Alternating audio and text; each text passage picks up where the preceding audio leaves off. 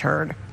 Well, today on Ask the Pediatrician, we are going to talk about your child's emotional health. And joining us today is Dr. Elssy Oms, a child and adolescent psychiatrist at Palm Beach Children's Hospital. And in the last couple of weeks, we've had some true tragedies. We've had some high school students who have passed away very tragically. We've had other big stories. Classmates and friends are dealing with this. Talk to us about how parents can really start this conversation with emotional health with their child. Where do they begin? What can they ask? Sure. It's always very difficult to deal with things such as mourning and bereavement, dealing with the loss of someone that's important to you, a classmate, anything like that. The most important thing I would start off with is sometimes we want to avoid the topic, maybe not to stir emotions or negativity, but it's highly important and helpful to actually acknowledge the event and explain it, increase communication between schools and families so that the teenagers, the students get a consistent message.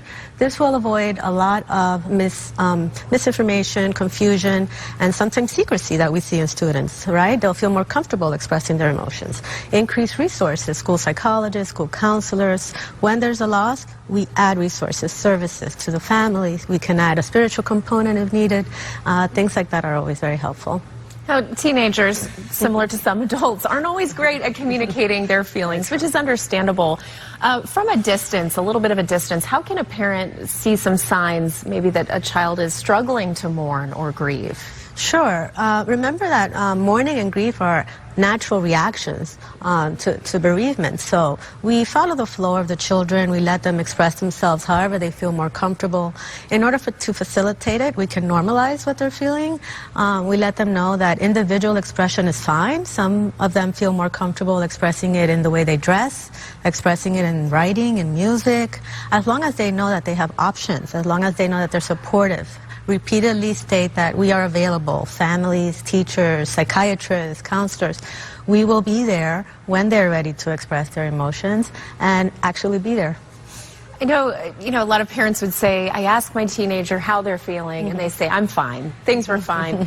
How do you really get them to open up and start to have a conversation? Sure. Well, I always advise parents that a healthy part of development in the teenage years is actually individualization and separation. This is when parents start to feel a little bit rejected by their teenagers, but I have to let them know that's actually normal and healthy. This is the way they create their own identity.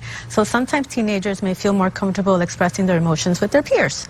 And that's perfectly healthy and fine as long as peers and other caregivers know that anything that's highlighted as dangerous needs to be reported immediately.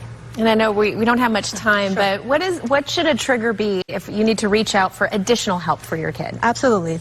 Dangerous signs would be when the child or the adolescent is stuck in their grief, when it's consuming their life, when they're expressing dangerous things such as dangerous thoughts, behaviors, suicide, when they neglect their medical or physical health, stop going to school, not taking medicines, hygiene. Immediately report to the first emergency room, mental health, or even medical doctor. Palm Beach Institute has many resources. Oh, there's a text line. That's very important for adolescents. They like to text. Text to 741-741, any word or home or start, and they will respond immediately. Okay, Dr. Oms, we appreciate you. Let's turn our attention